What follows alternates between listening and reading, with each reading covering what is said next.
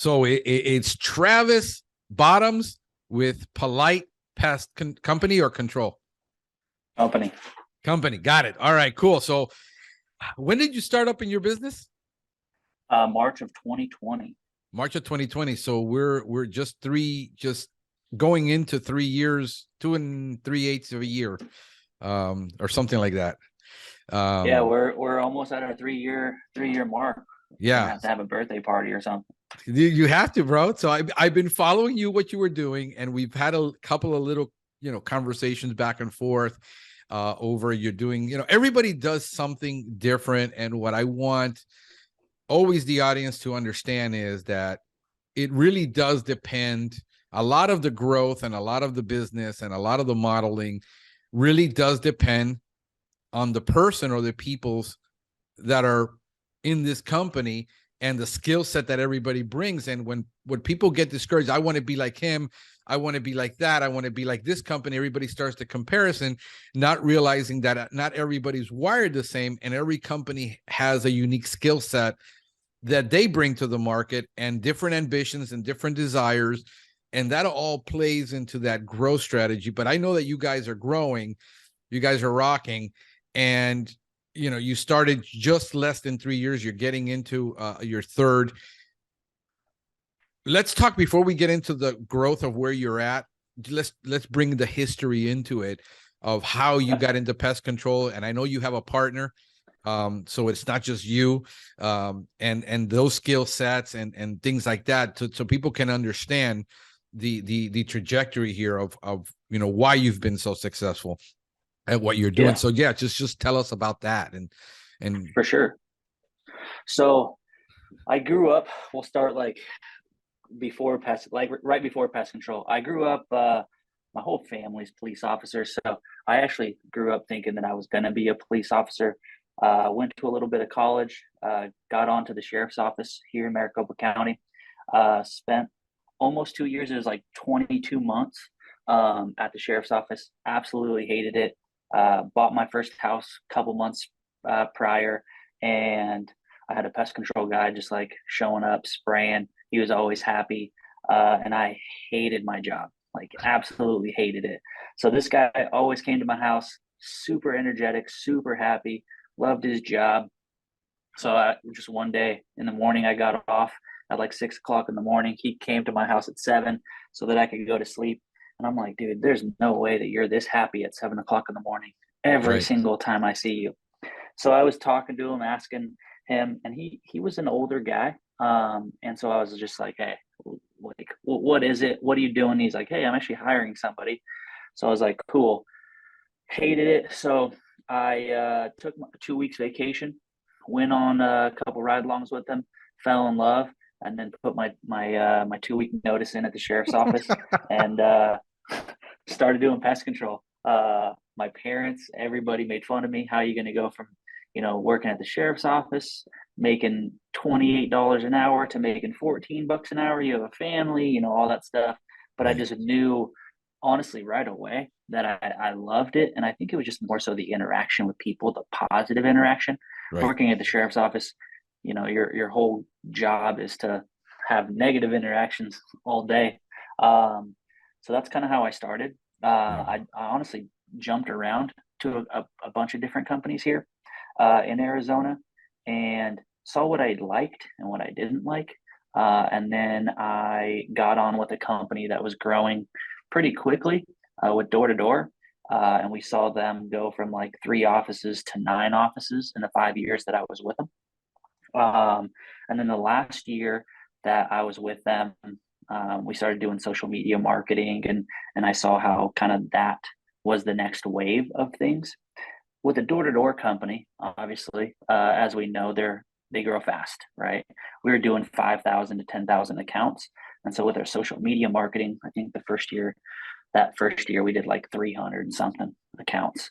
They didn't want to stick with it, and at that same time, they were actually selling off a bunch of their branches. They sold off a couple in California, Colorado, Tucson, and so I kind of saw the writing on the wall, and decided to start my own and use social media kind of as our launching point. So Right. that's kind of how I we have started. I have not utilized social media to its capacity of what it could be. And my social media influence really is more on YouTube Yeah. than on the Facebook. But we've had the conversations, and I'm so intrigued because I think that's our logical next step, because I'm not into ads. And we're doing social media and we're on all the platforms, but we're not really utilizing that part, I think, correctly. And Eric and I are having these discussions, because I want him more involved in it, because he's doing all the posting and all that stuff for us. But I think you have something really unique. So you were in pest control for how many total years before you started up? Uh, Before I started, 8. 8 years. Okay. Yeah, like And 7.5. as October was my 10th year in pest control. yeah, so you were in for about 8 years as a Yep. tech, and then but did you do actual door-to-door sales, or were you just a tech? So I started in door-to-door sales a year and a half after I started with the old man. Mhm. Tried it for a summer, and I got 60 or 70 accounts, which wasn't really anything. A lot of people are like, that's a lot for door-to-door sales. That's honestly nothing. Right. So then I stuck to the tech side. Then I grew. I progressed along with management. Service manager, branch manager, regional manager, and then the director of service for the whole company of 9 locations. Yeah, see, I think that's vitally important that we bring up that subject, because the people that actually are growing, they understand the business side. And without Yeah, and what everybody thinks, it's just if I'm just a really good yeah, tech, everybody's going to knock my door down and I'm going to grow like gangbusters. Yeah, you'll do that the first year where you'll get to 150K, maybe 200 accounts yep, in 2 years, but then after that you're really stuck because you don't understand the business side. And I think there is value in becoming a service manager, even though hmm, personally, in a lot of companies, I personally have the opinion that the service manager's role is like that guy that sits there apologizing most of the time for how the tech screwed up, how the sales guy screwed up, trying to save the account. There is value there in learning that position, but a lot of time the techs are thrown into that position. yeah, Somebody died or somebody got fired, and we need a warm body in that spot. And yep, nobody ever grooms them for that, and then they fail so much. So in fairness to them, I got thrown into a lot of middle management positions when somebody quit, but I'm a hustler, and therefore, and I'm a people person, and I could get people to work together and do what I want because I have natural skill sets. I still had yeah, to develop them. And I think as being, there's an enormous amount of value that you get to see everything when you're a branch manager. You're managing a $2-3 million business sometimes. hmm, That's not peanuts. Most people never, the oh average yeah, business in America is 500,000 or less. Nobody ever sees a $2 million operation. I've run oh $2 yeah, million operations. And then going into a regional manager, you get to see, so you have a big picture view. You might not understand all the intricate little parts, but you have the big picture view. You get it. And you say, this is how I have to do it. If I'm going to grow, I have to put all this in place. And what the small guy doesn't want to do is he doesn't want all that corporate stuff. But in reality, everybody that I talk to, you can't do it without it. You can't do without SOPs. yeah, And everybody's stuck and they keep, how do I grow to be like this size company? And I get the calls all the time. I says, you got to understand that you got to either bring in a partner that has that skill set, or you have to go acquire that skill set, and it takes longer because you have to go, and where do you go to learn to be a service manager or an operations manager or regional manager if you don't have the experience? So I think people are comparing apples to grapes, trying to be the yep, next big, active. Everybody wants to be, but yeah, then they don't realize what it really takes to oh yeah. get there. And then, so when you decided to start up, now you decided I went through all this and I decided to start up. I know you have a partner. Was that partner immediate, or did you bring him in afterwards? No, so that was actually a conversation that we had years prior. So my business partner is my best friend. I've known his wife actually longer than him, but he worked in like a government facility. He managed 200 plus employees in like a government facility. And so for him, he knew like that structure of how a business is run. And then I actually brought him on to the company that I was with, just as a technician, because I said, hey, look, if we're going to actually start a company, you need to have the same kind of skill sets, at least the foundational pieces of the skill sets. And the funny thing is about 7 months into him becoming a technician, he actually became the service manager of our Phoenix location. And then the service manager of the Phoenix location became our office manager for the whole corporate offices. So he was the service manager for probably 8 months before we started, but he got to see that kind of progression as a technician, service manager, dealing with 9, 10 technicians, scheduling, routing, all that stuff. So it was already a pre-thought conclusion before he even started in pest control, that we were going to eventually do something. I didn't know it was going to be as quickly as it was, but it was always. Yeah, I think that was very strategic on your part. The way you set it up, I mean, 8 years of experience is 8 years of experience. And then seeing all aspects of the business, then bringing on somebody who says, I want you to really understand the pest control, and I want you to understand, and doing that, I think, because what we do from a technical perspective, on the simple side, let's just, a lot of guys will disagree with me and want to crucify me for this, but what we do is really very simple. The pest control, as if you're going to do GPC, your general pest control, it's a very simple process. It's straightforward. The model is very simple. It's very easily duplicatable. When we start talking about dealing with 80-year-old homes in Alabama, 100-year-old homes in Alabama, where you're doing termite, that's a whole different animal. We're not comparing that. We're when you're doing L&O, like I do here in South Florida, where we have rain and sunshine all year long, lawn and ornamental is a pain. But when we're talking about the GPC model, which is the easiest model to duplicate, and if I would have do this all over again, I would have never gotten into lawn. I would have just gone straight GPC because I could easily duplicate it and grow it. I can train a GPC technician in 1 week and get him to do 80% of what I know. And the other 20, he's just going to learn it. He's not going to be frustrated. With termite and all that, it takes forever to train a termite tech to look at everything. And so do you guys do anything other than GPC? I mean, are you doing wildlife? So we don't do wildlife. The only thing we don't do is wildlife and birds.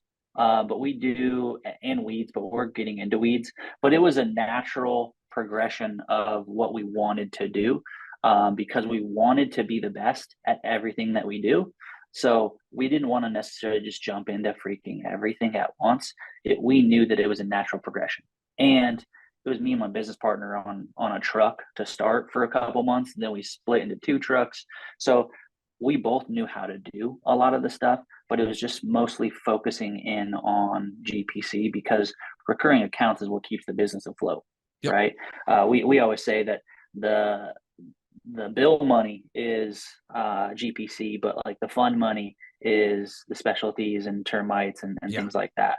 But you can't always have just the fund money. We need to obviously pay our bills and keep people employed. So we stuck with GPC, and we even kept it small, because there's an East and West Valley of Phoenix. We kept it just East Valley for the first year and a half, because we wanted it super condensed to where we weren't spending a lot of money on things that we didn't want to. No, I get it, because a lot of the biggest, and I've been saying this for, here in Florida, Miami's a different market, and people try. The things I knew to do when I was in Columbus to build route density and build a business, and I had a distribution business, I can't duplicate that in Miami. It's a totally different mindset, totally different mentality. The county, the way it's set up is, if you don't do one part, like nobody thinks about the entire county, and literally everybody thinks the entire county is Miami, including the people who live here.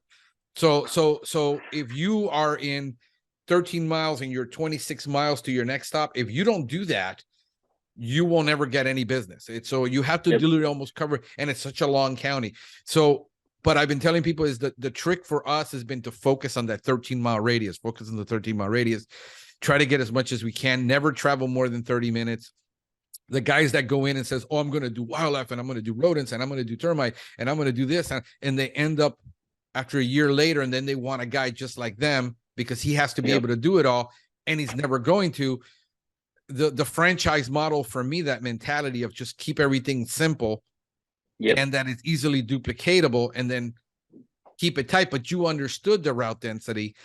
Then you understood the door-to-door sales part, which creates an enormous amount, you know, of route density. A lot of people want to do it through marketing. I said, it's very hard to do route density through marketing. Yeah. So you're how many people are you in your company now total? 6. We're about to hire our 7th and 8th next month. We already have the 2 people signed up, but we just told them to give their companies 2 weeks. So right, February 1st, we'll be at 8. At 8 in 3 years. Yeah. Okay, so that's massive growth. Your age you say that, but I still feel like a failure every single day. Dude, you know what? As entrepreneurs, there's a hardwire set. You're young, so you're obviously what, in your late 20s, mid 20s? No, I'm 34. I just turned 34 in November. Okay, you look awfully freaking young, man. Thanks, man. I appreciate it. Yeah, you don't look that. You look like you're still in your 20s. But we have a hardwire. You would have never, no matter how prepared we were to do things, college and all this, I was never going to sit at a work to be a cop because you have the hardwire set. You would have never even been satisfied because you would have like, how do I become detective? How do I become this? How do I become the chief of police? You would have never been satisfied. That is something that is, and I had to get to the point in my life where I was content, even though I'm not complacent. I still want to grow and do so many things. I'm always dissatisfied. And it's something I had to learn to temper, because if not, then it affects me where I feel like a failure, even though to everybody else I'm succeeding. And it's just very destructive for a lot of us as entrepreneurs, because that's the way we're wired. And a lot of people have no wiring like that. They're wondering why they're not growing, why they're not doing new things. Is they just want to be a tech, and they want to be a tech the rest of their life. And they want to be a solo operator, and that's fine. You can't say I want the other things without the desire and the hard wiring. So it's healthy, but then it becomes like, dang, you sometimes I want to do a next thing because I feel like, oh, dang, I'm empty. I need a new challenge. And to me, the way I'm wired is I hate maintaining. So the moment I accomplish something, I'm already bored with it. I'm done. I want to do something else. I don't see things all the way through the end. I need people around me that I hire to see things through the end, because I will just get it this far and that's it. After that, I'm bored with it. So, and it happens a lot, and it's okay. Some people, like, sometimes the spouses don't understand.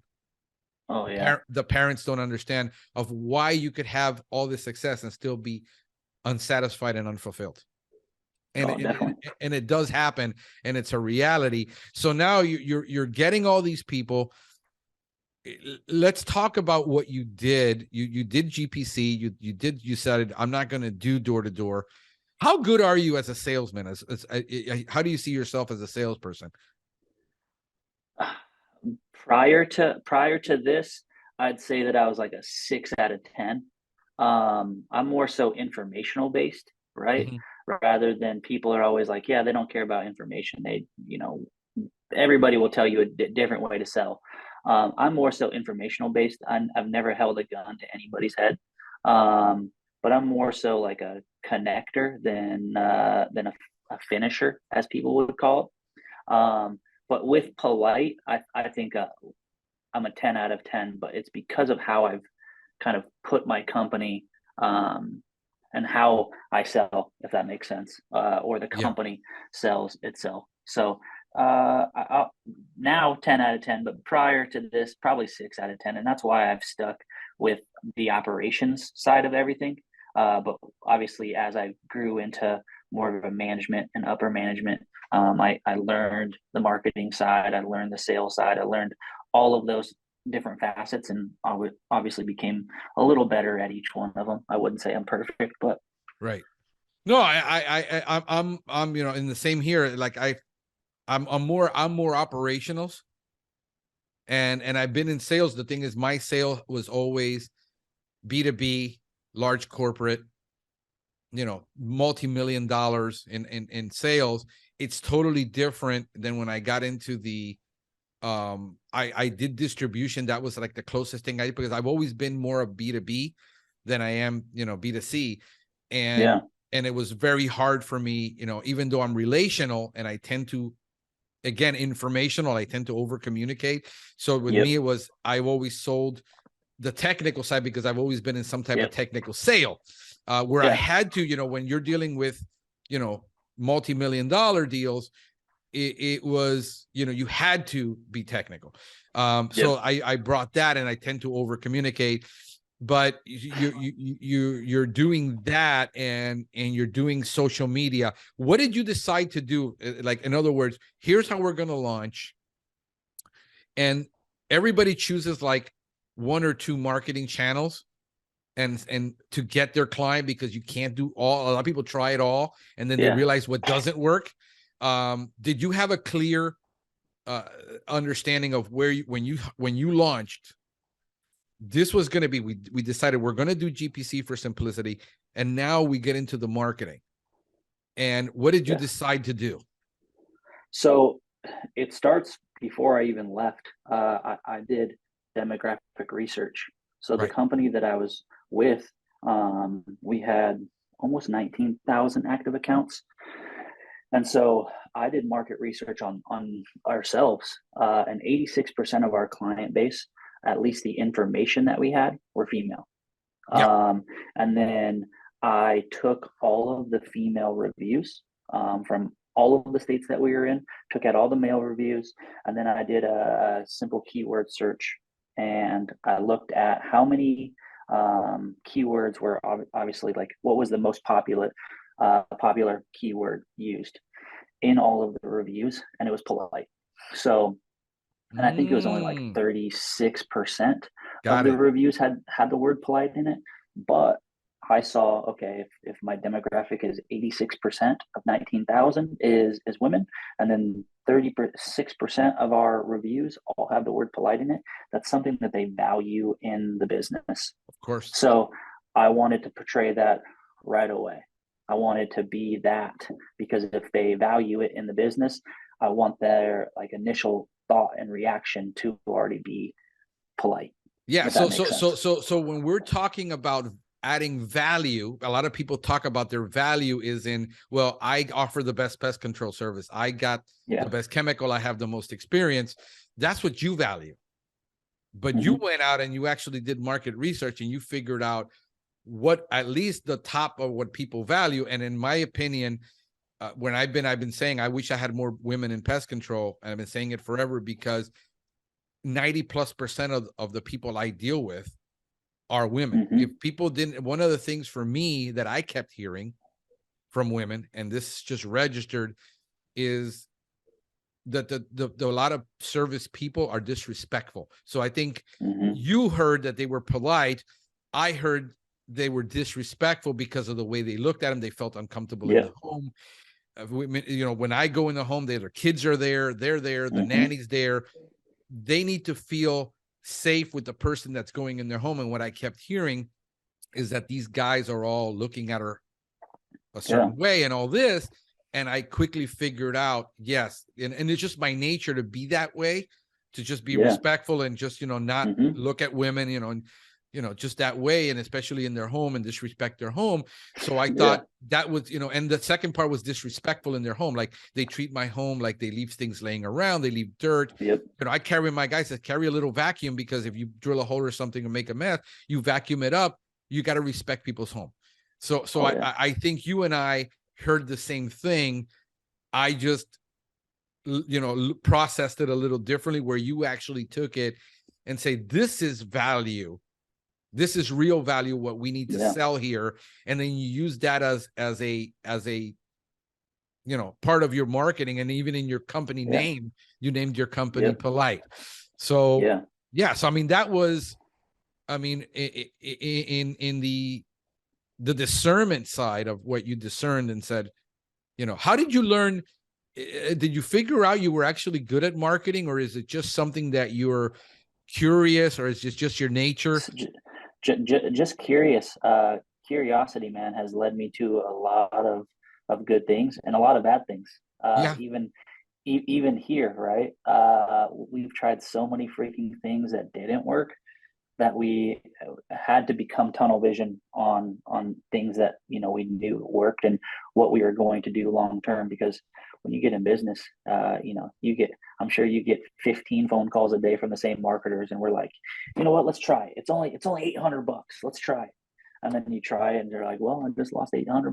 But if it worked and it was $800, then that's awesome. But I mean, there's a So lot of you did $800. experiment and try a lot of things, as far as you had your marketing, you had your branding, and you had that in mind of what, who your customer was. You knew who your customer was. Mm-hmm. It was predominantly women. It's going to be, this is what they value. So this is what we're going to give them.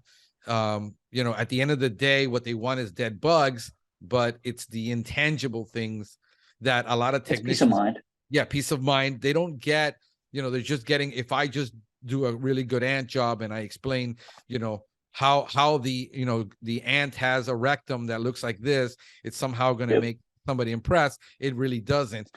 But you still over communicate, because I can tell a lot of things you guys are doing, because I can see it in your marketing of that. So how did you decide, like, okay, we're going to try all these marketing avenues, and how many did you try, just to be curious? No, yeah. So when we started, we knew we were going to hit social media. We knew that was going to be our number one focus. But I wrote down like a bunch of things for this so that I was prepared. But the one thing that social media isn't a quick way. And when I say the numbers, people are going to be like, oh yeah, like that seems quick. To me, quick is door to door. I can go put up 5,000 when I'm putting 537 our first year. To some people that's quick. To me, that's not quick at all. Because of your experience in that marketplace. Yes. What you were exposed to. Yeah. Yeah. So we knew that was going to be our number one. But for me, I always feel safe at 3 marketing strategies, 3 funnels to bring in our clients. So we tried so many. We tried Facebook ads for a couple months, spent way too much money on that our first year. We spent like $5,000 and got 43 leads. And that's not even sales, that's leads that we got from it. We tried, golf magazines. We tried an actual like local magazine. I couldn't even tell you how many we tried. There's probably 10. Right. All ranging from like the magazine was $1,000 a month, and we signed a 1-year agreement, and we didn't get a single customer from that magazine. Been there. The golf, scorecards or whatever, we spent like $3,700 our first year, and we found out that it was a scam afterwards. So we tried a bunch of different avenues, trying to figure out what was going to be our, second and third.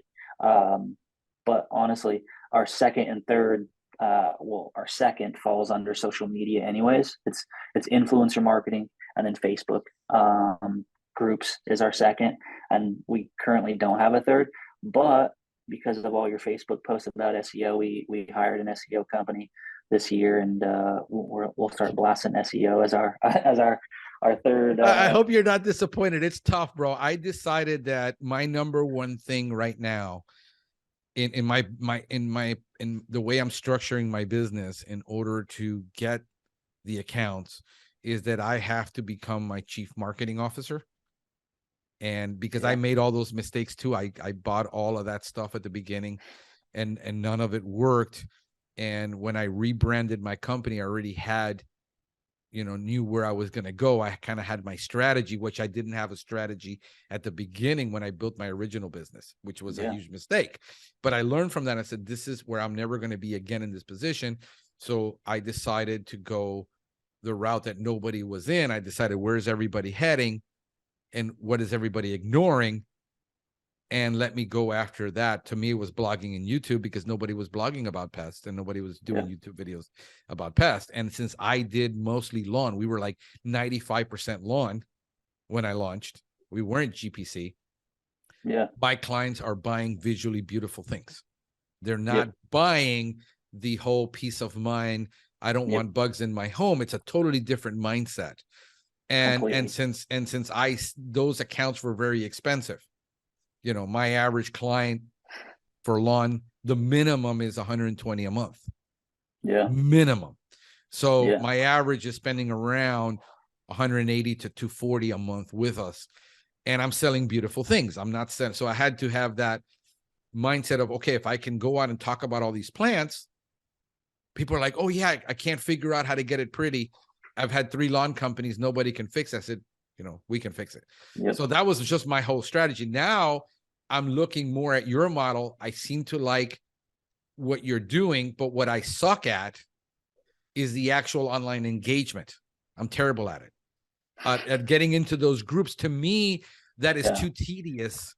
I can't spend my whole day engaging with people in groups. I have to hire somebody to do that. But those 2 models that you're talking about are highly attractive to me. So in my next logical step. Yeah, the weird thing about like the Facebook groups is it takes a while to build, right? But we did something honestly so dumb, but it worked. And so some of the things that people, you know, are scared to do, just try it. And if it doesn't work, then congratulations, it doesn't work. But we gave out like 50 free services our first month because we started March 2nd of 2020. The state closed down in like the 14th or 15th. And so we literally didn't like, I'm about to call the company and be like, hey, listen, is that job still available? Because I got to come back, right? And that wasn't an option. So we literally gave out like 50 free services on Facebook groups. And one in particular, I think we got like 30 or 40 of them. And out of the 50 free services, and we're not a contracted company either, we have 48 of those first 50 customers that we did for free. But that kind of spiked us in engagement for those Facebook groups to where we only did it in 2, but those 2 were already starting out with like 30 and 20 active people in the group. Right. So just to make it clear, you're not a contracted company now. You still don't have long-term contracts? I mean, nope. and let's explain that, because people say that you got to have a contract because then you get into legal matters. I mean, terms, conditions, exclusions. Yeah, for General Pest, all it is like, you know, we can run your card after service. Right. Technicians are allowed in the home, things like that. But there's no contract keeping them with our service. If they want to skip service, if they want to cancel service, there's no and this is the argument that you'll have and I'll have with all these guys that say in order for you to grow and for your company to be worth something, you got to have people tied into the contract. I say no, because what's really valuable is that they stay with us and they don't have a contract. One. And you still have a 30 to 50% cancellation rate with all of your contracts. Exactly. So that's, and then you can't do it with door to door. We've never had a contract. We're trying it now and seeing but we're like offering it like, hey, if you want this deal, let's see how we sweeten the pot kind of deal. I mean, if you've talked to Tom Miche, what he's doing. So like, again, we're trying things and it could be total crap, but until we try it, we don't know. I've never tried it. Honestly, I've never actually had a long-term contract for anybody. Yeah. And our cancellation rate is 3 to 6%. So you can have this argument all day about I do this, you do that. The reality is you figure out certain things that work for you and just keep doing that. But you've tried lots of things. So you gave away 50 services because you were in lockdown. That's you're like me when he started. We started in 2009 and the market just went like that. And we lost everything, just like people aren't calling, nobody's doing anything. Yeah. So I've been through that experience. It is scary, but you do learn more on how to be nimble and how to be quick to make decisions when you're in those situations and when things are actually good. And then you face them and you're like, now what are we going to do? Because we've been, milking this donkey, easy. So I think you learn more in that time of those troubles. And so you were giving away the services in these groups, and I'm assuming these are local groups that you. Yep. Yeah. And I've tried doing it, and my engagement, and it's like, no, I don't engage well with text. Yeah. Because I can't, if you've seen my writing and you've seen the stuff I post, you realize I don't do well. I do better in other arenas. I got to hire somebody for that, because I know that if I attempt it, I will tank it. And that's why I haven't attempted it.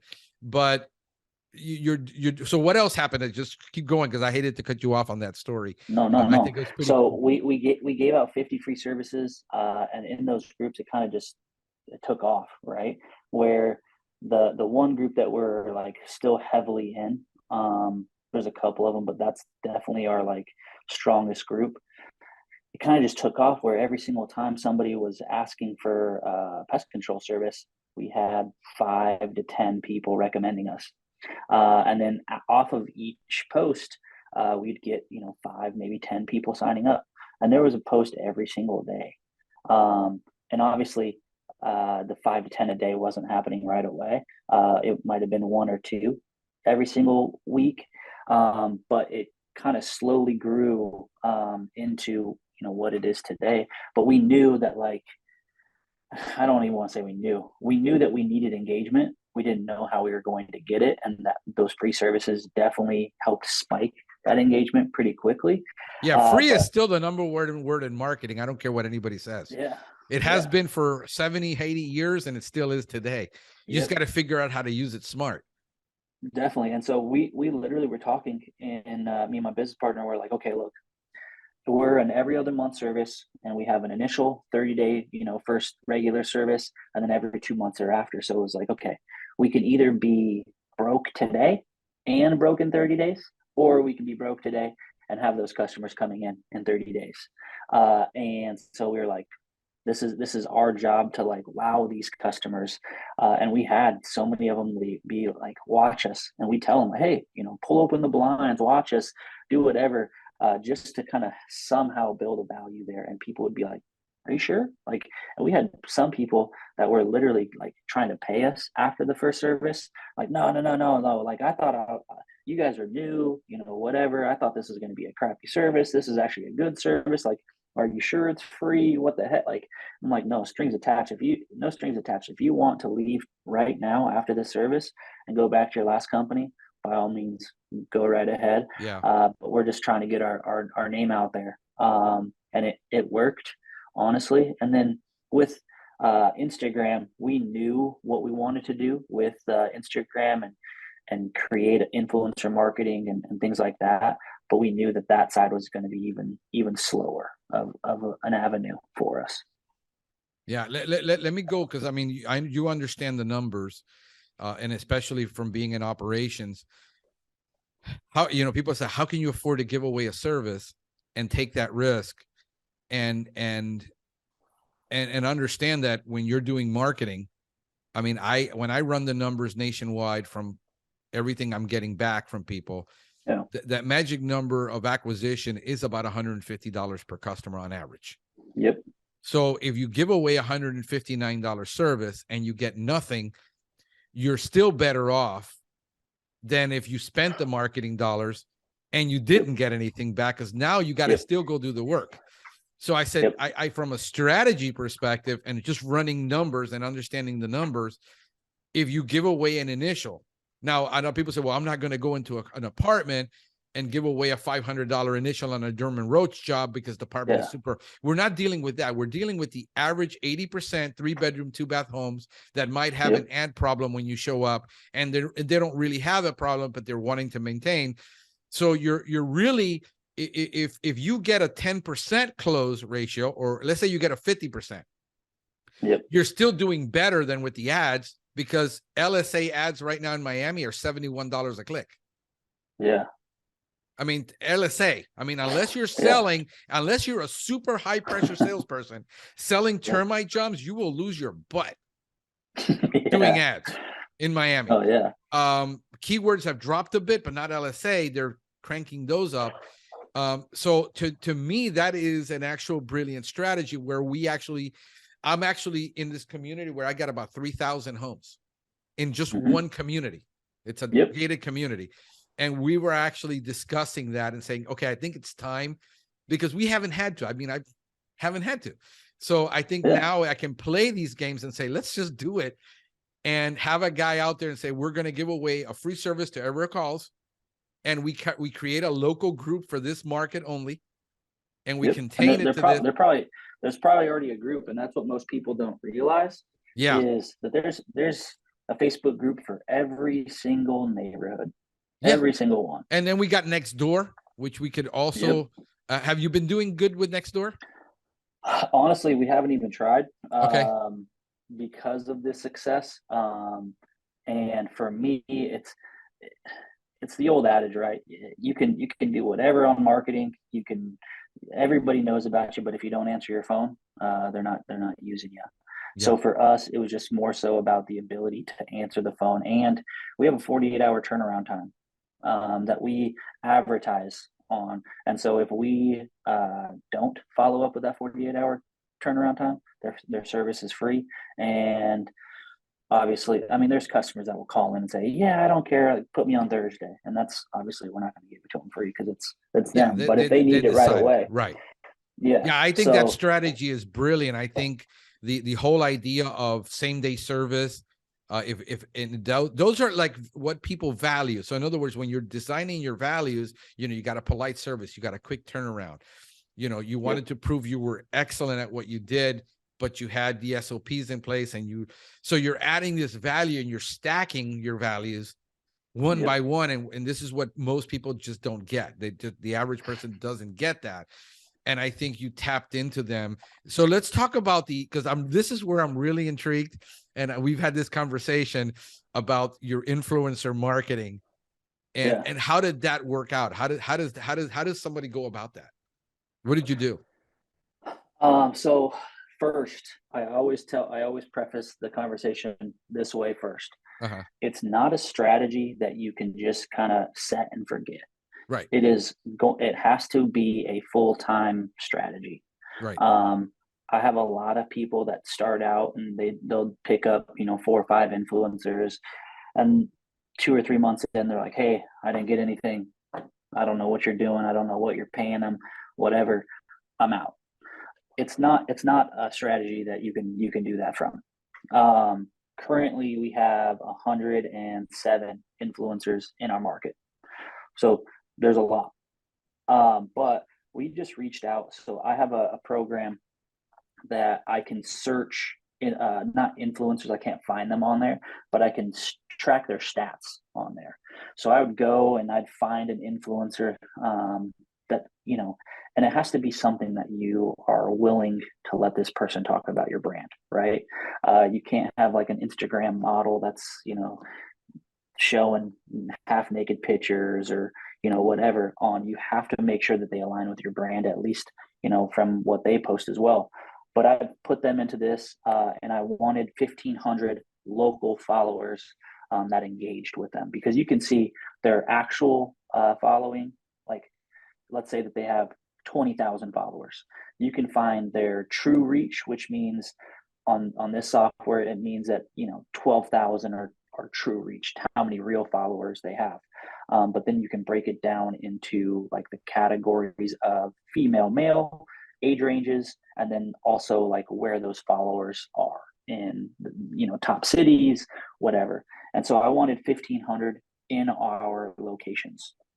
So that doesn't sound like a lot, but for me, I always thought, just the 1% rule. If I can get 1% of that 1,500, then I'm in good shape. Right. But people will look at it and say, hey, I have an influencer that has 18,000 followers. And I message and I'm like, hey, like, what's their following rate? What's their, interaction rate? What cities are they most popular in? Those types of things. Because an influencer is an influencer. But let's say that they moved from California to Arizona. Where's their following going to be? California. Right. So if they post about me, is California customers going to call me? Yes. So what does that do? Tie my phone line up. but then I'm not able to sell to any of those people. So you have to be pretty strategic in how you actually do it. But we just reach out to the local ones that followed the demographics that I was looking at.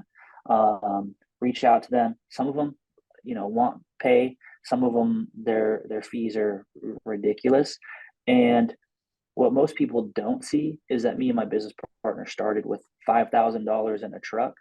And so we didn't have huge marketing expenditures. Like, we couldn't have those. Right. So we reach out to the ones first that, we're able to do it off of trade or 50% off their service, something that could work for us. And then all we ask is that they post about their experience. I think that the last company that I was with that did influencer marketing, and that's kind of where I learned how to do it and kind of set up those structures.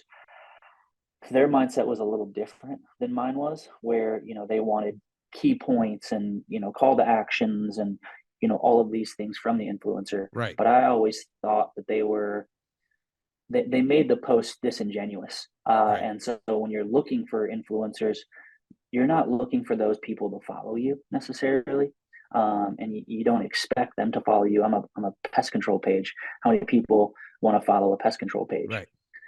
They follow the influencers for the reason. So I don't want to break their true voice to their audience, Right. because that true voice is what brought that audience to them anyways. So I just asked them to, talk about their experience with us, take a few pictures. And honestly, just that alone, one post may lead to one, or it may lead to 10 sales. It just depends. Obviously, in the beginning, and what I always tell people is, don't expect anything for about 3 services. So if you're a monthly service, that's 3 services. If you're a bi-monthly service, that's a month, that's 3 months down the road. So don't expect anything for, 3 services, which is, 4 months down the road. If you're a quarterly service, then obviously you got a longer term to wait for, people to truly catch on, because they know that they're influencers. The following knows that they're influencers. They know that they are paid or given stuff for free, but they also know that if something doesn't work, that person isn't going to push it. So Right. after, they're not going to put their own line for a couple of bucks, ruin the following they've built, which it takes, it's like me. I'm very careful of who I bring and what I do, because I've spent 8 years building my personal brand, and also online with why people follow me. So yeah, I get it. No, I wanted to, and I'm going to go back to the influencer marketing. I got a couple more questions that triggered, but you mentioned, we'll do a little bit of the technical stuff, because you mentioned it, that you do mostly EOM every other month. Mm-hmm. What percentage of your mix is EOM compared to monthly and bi-monthly? I only have probably 5% monthly customers. And those customers honestly are the customers that say, like, I'm not taking an every other month service. I want it. EOM is not an option. But for me, like, my pricing doesn't change. It's a per service, per square foot pricing. Right. So if it's an 85 every 2 months, they're an 85 monthly, because my chemicals don't change. We're 50-gallon power sprayers on the back of our trucks. So my product doesn't cost anything different. My technician doesn't cost anything different. Right. So we try to get people on an every other month service, but about 5% of my customers are on monthly. We don't even offer quarterly on as an option. If they want quarterly, then we just send them away. Got it. Okay. So yeah. And let me ask you a question, because I know you're in Arizona. You're in Arizona, correct? Yep. Okay. So Arizona tends to be pretty dry. And most of your competitors have figured out that the pricing model for quarterly brings in more revenue. But my experience, if I did EOM, I only do EOM. I send them away too. I don't do quarterly, and I do monthly, but we have to, when we have our script and we're going through the client, we already realize that this has to be on monthly because of the construction and all this. We understand it. So that's the only option we sell. Like, if you call me from a townhouse, the only option you have is monthly. I don't give you an EOM option. And about 5% of our clients are also on monthly, but it's more of a necessity. And if they don't want it, that's fine. We're not going to take it on because that's just going to give us a bad customer. Yep.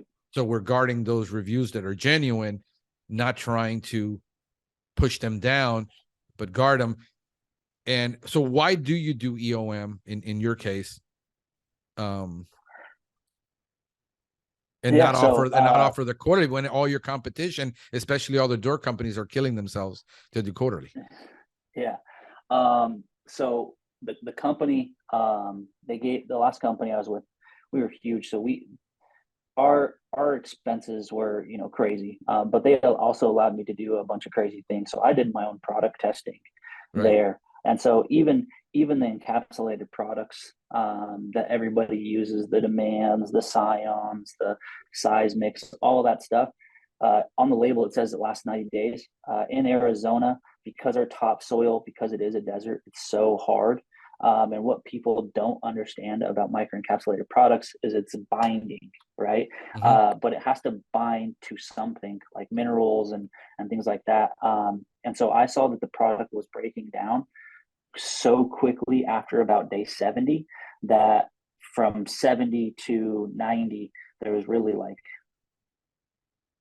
not even any product in Arizona. So for me, that's my whole sales pitch to people that come from, door-to-door companies, quarterlies, all that stuff. It's like, hey, we're this way because of how the product works. I'm not going to trust that the product is going to last longer than it has shown to last.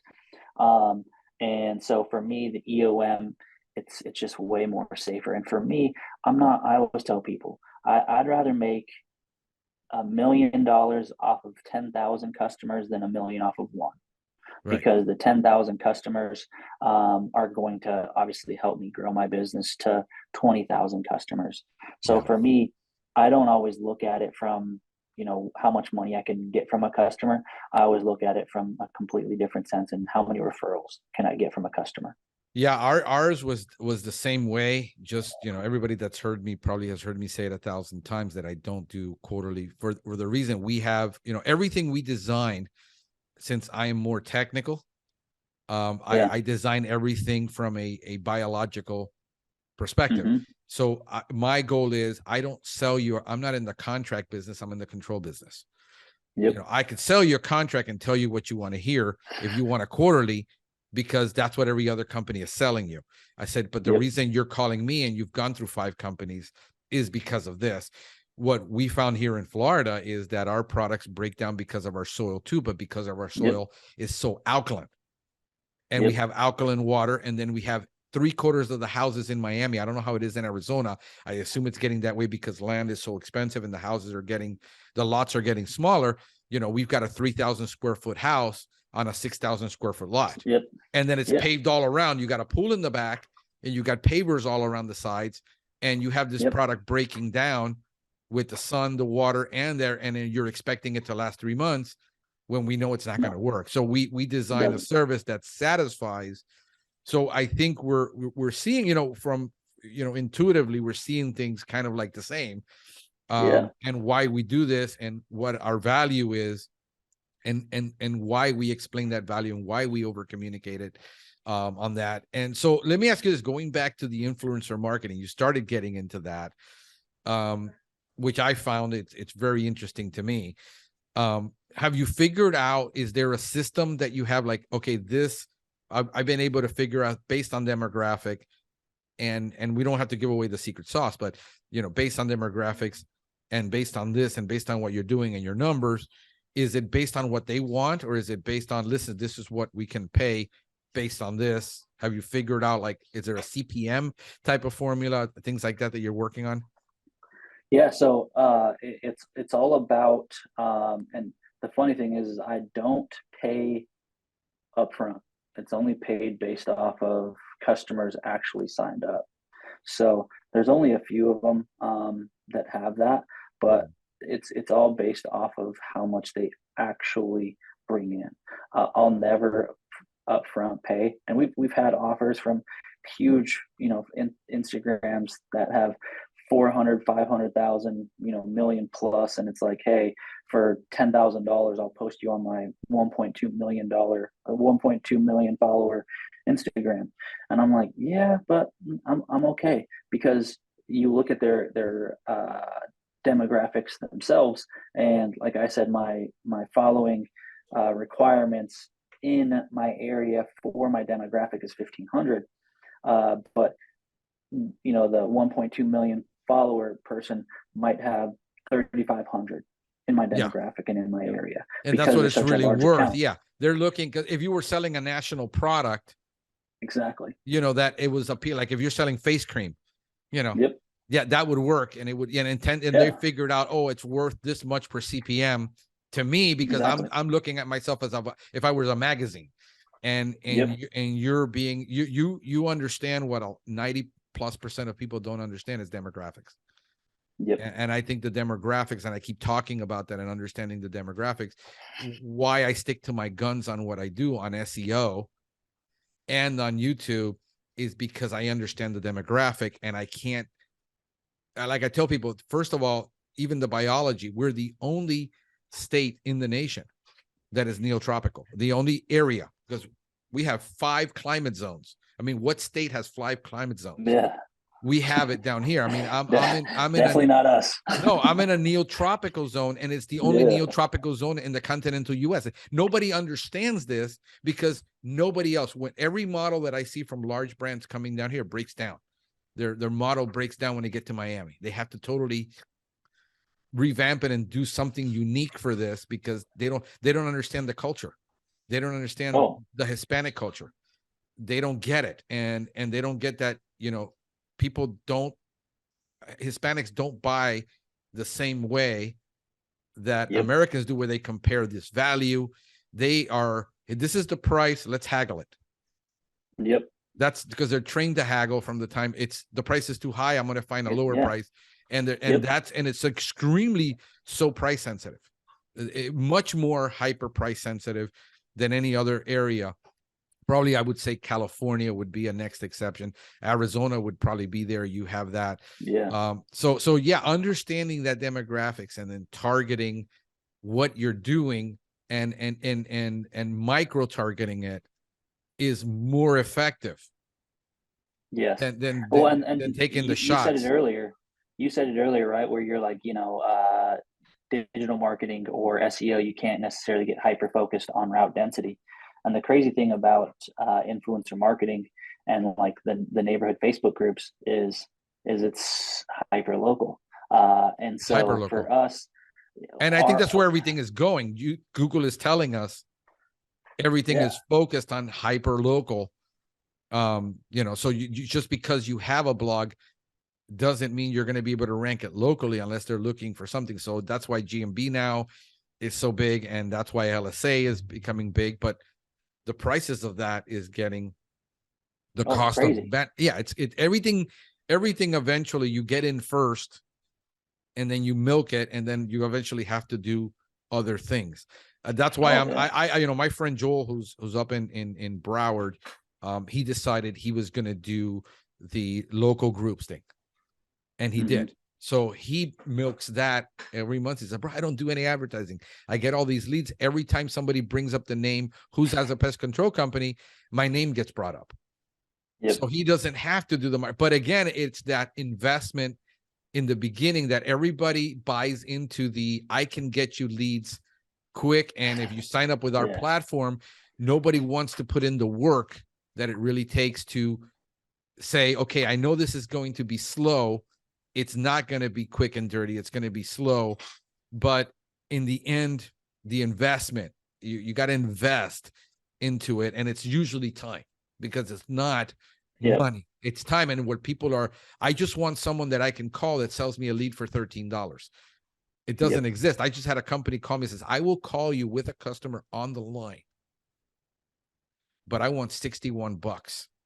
And if you close it, that's your business. But I'm calling you with a customer on the phone, and you've got an exclusive lead, but at $61 a lead. So the reality, this thing that people throw out these numbers of $13 a lead and $20 a lead. I said, and we paid a guy $30 to do that. And it was funny because we realized, right, $30, and he was telling us, we have this company and this company, this company, and for about 6 months, he sent us probably 10 leads a month at 300, $300 a month for those 10 leads. But those leads, with how we're doing things, they're just completely different leads. And we'd close probably 60% of them. Which Whereas is with really good. I mean, yeah, overall. but with our marketing strategy, we're closing close to 80% of our leads. Yeah. So Yeah. it's just a completely different marketing strategy. Yeah. No, I look at that and I hear what everybody's saying. And then I said, okay, yeah, I get it, but it doesn't make sense for us. And you just said it Yep. because of the way, I mean, any other company would give their right arm to have Yep. that close percentage on that cost. Think about it, $300 on 10 leads. It's $10 a lead. Yep. And you closed 60% of it. But then what is the customer expectation? Does it fall into your demographic? The unsatisfaction part is what you don't see on the back end. And I think Yep. that's what I worry about most, is that unsatisfaction, where when people call us, they know exactly why they're calling us. I mean, they've seen already, oh yeah, I've seen all your videos. I mean, this is what I hear. I saw your videos, Yep. and this is why I'm calling you, because exactly what you said is what I've experienced. So, Yep. For me, that's why I do what I do. What everybody criticizes, I don't get SEO, I don't get video, I don't get it, but it's how we make that phone ring. And that's been my thing. So I know that you've had a couple of companies already want to know that sauce, because you've been doing some consulting and you've been traveling and doing all that. What do you think for those people? Will they be able to implement it? Because it doesn't. You got to. What I find out is that I tried to teach this model at other companies. Says I want to do what you do, and then I go visit them, but the culture of the company, the management style, even with our services, why are you doing quarterly? You got 20. They're complaining about their 20% callbacks. Is you got to sell monthly by monthly. Yeah, but we make more money on the quarterly. We can't stop doing this. And I said, you can teach you one aspect of something, but trying to incorporate a model into another company, I think, gets very hard. And that's what I've experienced. And because they can't assimilate their people, you got to change the whole mindset of the whole culture of the whole company. Yep. It's not the owners want it because they see a revenue opportunity. Yeah. But then they can't change their culture. What have you experienced so far? What have you been doing with that? Yeah, so with consulting, it's funny because, like you said, it's all about the culture, right? Yep. It's all about having the right mindset, the right people in place. Where it's easy for us because it was just my business partner and I from the start, and then we make the hires based off of that, off of that mindset, off of the culture, off of kind of where we want to see ourselves in 5 years. Whereas with a lot of other companies, they don't necessarily have that same mindset, or they want that mindset, but they haven't started it from the beginning. So it's hard to clean up a mess after the mess is already made. So it's hard for companies, but like I said, it's an all-encompassing thing, right? I wrote some like pros and cons of what we do. And so like the first pro is brand awareness. I don't look at what we do as because I feel like there's two different types of sales or marketing strategies. There's direct sales and there's brand awareness. At least how we do things. So pros, brand awareness. 2, high customer engagement. 3 is obviously the shares on social media. 4 helps create a culture. 5 is the sales that come afterwards, and then 6 is recruiting. But it's recruiting based off of what we've already created. Yeah, the foundation has the foundation. Even with branding, you decided, I'm going to do the demographics.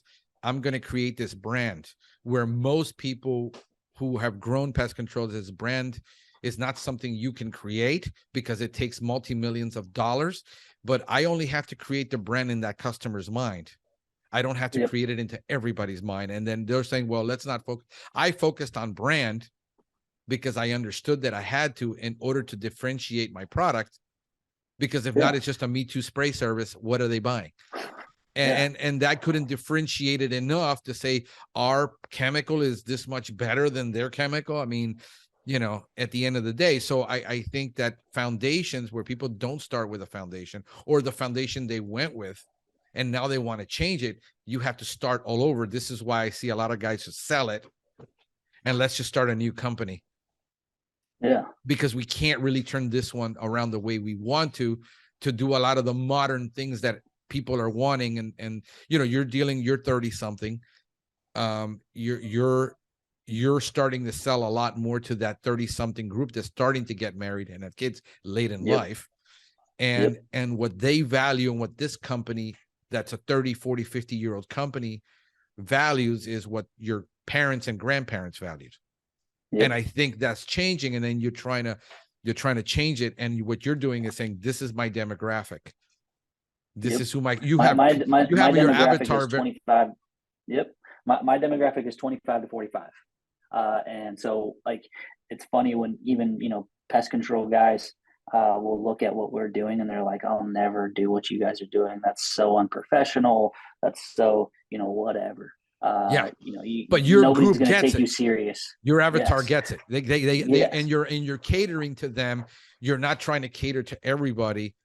And this is where the mistake is, that they're figuring it out, that their clientele is dying out, because that 80 something is dying, and and their parents are like, we're just going to buy a condo. We're tired of the house. You guys are gone. Why are we going to go through this massive expense? Let's just do something else. Well, the crazy thing is like we'll get the daughter or the son, that's 27 to 30, and with that, we'll service them for 6 to 8 months, and then we'll get a call, and it's the parents that are like, hey, my kid loves you, and so, like, did you guys go to high school together? And we're like, no, but they just, they're like, oh, well, they said that they like know you. No, that they, I mean, we know them, we service them, they're a great customer, they've been with us for a year and a half, but no. And she's like, there's no way that my son-in-law loves you the same way that he does unless he knows you. But it's just that younger generation that then leads us to obviously referrals and things like that. But our target audience is definitely females from the age of 25 to 45. Yeah. I mean, and that's where I think, again, going back to understanding your market, that where people don't get it. And because I get a lot of these guys who are in their 40s and 50s and saying, I want to start up now, and they want to service their grandparents' house, and not realizing that that requires you to go there every single month, spray it inside and out, and say, I can't sell an every 2 months service outside only, because my customer would never buy this. Is you got the wrong demographic. You don't understand your avatar. And I decided, I understood that. I spent 7 years to close down the old company to open up a brand new one with a different brand, and brand was at the top and culture was at the top. And all the things that you're describing, these are all the things that are at the top. And then we hire based off of all that, versus the companies I saw were growing and were struggling and were doing all this. They decided to ignore all that and said, we just got to go after sales. And then we have to go after, we don't have systems to train, and we don't have SOPs. We're just going to hire people from other companies. They have experience already. We don't have to train them. Yeah. And I say, that's a recipe for disaster, but go ahead and do it your way. And then 6 years later, they're like talking to me about the same problems. They're burned out, they're tired, and all this, where you're growing a company based on these cultures and your values and what you understand.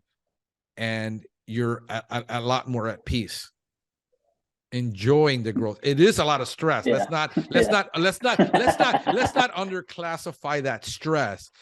But I think it's the stress that you created it on your terms. And then I think you're better able to deal with it. With me, I created a lot of stress on my terms that I'm able to deal with. And I think everybody is and I'm 50 and I'm slowing down, and I'm realizing I'm bringing a lot of younger people in to do a lot of this, because I see the need for it. What you see, I see. A lot of people thought, before I ever showed on video, they actually thought I was in my 30s. The way I talk is I'm very progressive, but I understand that the market rules. It's not my preference. I could give a crap about what I think. It's Yeah. what do people want? What do I give them? Because the market is going to rule in the end. So you're doing the influencer marketing. We covered that. Let's talk about hiring, because you're obviously doing a lot of hiring. This is a really, really tough part for a lot of people. Understanding that everything is based on that. What do you look for in a tech when you're looking to hire them? What do you look for in them? The thing about hiring for us is we've made mistakes, and we've hired, wrong people. In the last 6 months, we've gotten rid of 3 technicians, um, because of how our standards are and because of what's expected of us.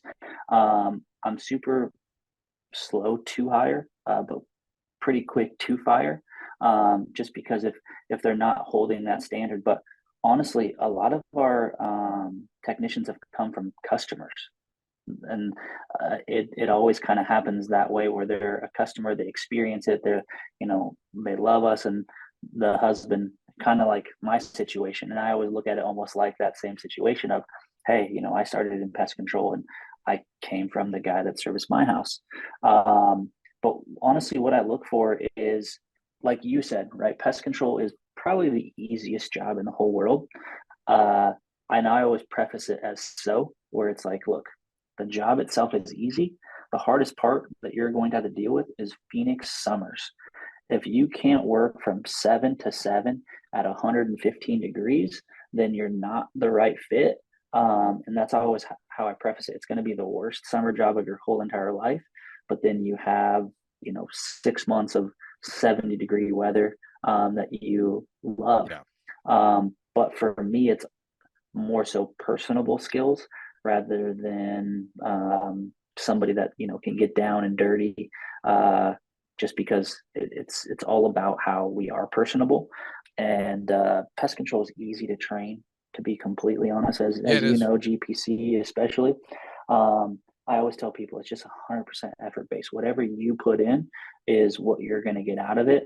And if you put in a person that wants to clock in at 8 and get off at 3, then that's all you're going to get out of the job. But I look for younger dudes, that want something to grow with. Mhm. I don't want just at least at this point, I know that once we get bigger and we have, 12 to 15 techs, there's going to be lifetime techs. And I know that, right? Right. Working at the other company, there was probably a 60-40 split of like, okay, you're a lifer at the technician spot. And then the other 40% of people that want to move up and, excel in their jobs. So Right. I'm okay with it at a certain point. But for me, I look at somebody that's able to hold a conversation, um, look people in the eyes, smile, has a confidence about them, and somebody that's, I don't even necessarily care, like clean cut, right? I got a freaking big old beard. Um, but for me, it's just more so the comfortability aspect of it, because Yeah. selling peace of mind, I always get from other pest control companies. We sell peace of mind, and people want to feel protected. Well, protection and safe, they can mean a lot of different things. So for me, I don't want to be like the biggest burly alpha male. At least in my company, I want people to feel comfortable with us. Right. So somebody that is able to make people feel comfortable is probably like my number one thing. Right. Yeah, no, that those are all the soft skills that you really can't train. And if you can, people already have it, but they just never been taught. And you gotta, Yeah, but if the person genuinely can crack a smile and be engaging, genuinely, like I wanna, I want to engage with you, not be cramped, just clammy, yeah, and I just want to sit behind a keyboard all day and an IT guy and never want to talk to people. It's not the job for them. Um, yeah, the biggest, the biggest hurdles that I have to overcome with the technicians is their communication skills is they're yeah, so bad, yeah, that and when I mean is like, not that they can hold a conversation and talk intellectually, it's just simple communication, like being responsive to the client, yeah, responsiveness, the speed of, you can't, the guy texted you this morning and it's noon, it's 3 or 4, you still have not responded because you've been busy. I yep, mean, those are things that it just drives people insane. and a lot of the younger people don't get it. It's like, everybody's like from California, Yeah. everybody's on island time. We get there when we get there. What's the problem? Like I had one guy says, you can't tell a client you're going to be there in the afternoon. What does that mean? Yep. But when you talk to a Hispanic, depending on where they're from, ahorita doesn't mean like ahorita. It means it could mean like in the next 15 minutes or the next 15 days. Yeah. We don't know. We're like, I'll get to it ahorita, mañana, Yeah. So those are Which things. morning? Which morning, man? Which one? Yeah, I know which one. It's like, I'll call you back in a minute. I like, is that a prophetic minute? Like, like 1,000-year minute, or is this because I still haven't heard from you? It's been, 2 hours. So the communication and that whole of the generation, it's the issue that finding those people with those skills. I had an interesting one I just did. I don't know if you read the book. Maybe you haven't. You can bring something on this because I'm going to have a roundtable discussion about it. I think it's that important. The 6 geniuses of in the workplace. It's based on your major soft skill that you bring to the table, the major 2. And then everything in that company or what you do, that's what brings you the energy. So if you stick somebody in a position where that's actually their bottom skill, it frustrates them to death, even though they can do it, and you keep utilizing that person and then they burn out. And we can't figure why people are angry and burned out all the time. It's just because we're starting to stick a bunch of people in places they don't fit, because that's the biggest mistake solo operators make, is I want someone just like me, and you're never going to get it. So I think that it's a great book. I mean, if you get a chance, I think you'll get a lot out of it. I got a kick out of it. I took the survey, and it was just like, I'm innovative. Like, I'm a dreamer. I'm always having my head in the clouds, thinking about the next idea. And then I'm also a person that wants to help people.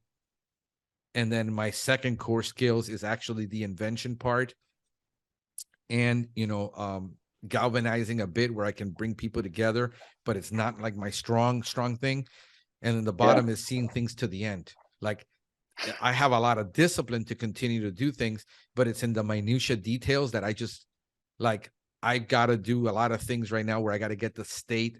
It frustrates me to no end to work with the state and getting all my classes registered and getting all this done and going through the process. I got a product that we developed 3 years in development. It actually works. Now I got to go through the whole registration process. That's where I get lost in those weeds. And that's where I get totally discouraged from doing it. So now I realize I just got to hire somebody to get that done. Yeah. To get it across that line, because I don't like doing that. I'm more of a curious. That's why I'm good. I'm a troubleshooter. I like to find problems. I enjoy finding the problem and then solving it. But then if it becomes this long, drawn out minutia thing, I lose it. So I think for people who are in business and employees, to understand that about themselves, have that self-awareness, I think it's invaluable to know, oh yeah, I fit here better than I fit here, because then they can come and tell you, I think I'm probably, this is also in employee engagement. When we talk about the workplace and that 60-something% of employees feel disengaged, is because they're either being underutilized or not being utilized in their real potential. They're doing a job that they signed up for, but it involves so many things that they didn't sign up for. And then, or when somebody quits, gets fired, and things get tight, they end up doing 3 and 4 things because they can do it. But then they're like, I feel burned out. I feel like I don't want to go to work anymore.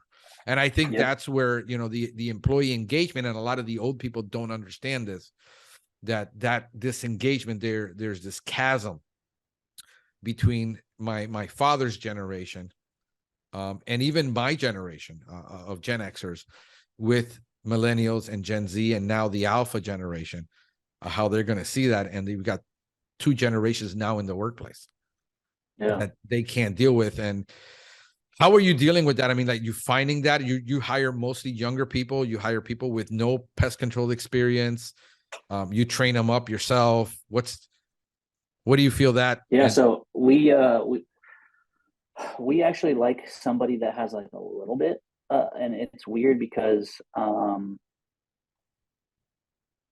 it's not necessarily like years of experience. It's more so like a couple months of experience, maybe up to a year of experience, where they were trained somewhat on certain things, but not necessarily trained on how we want to do things. But they're not also old men stuck in their ways, grumpy, want to do things. So we have a couple of both. The two people that have come in are definitely, shorter term technicians at other companies.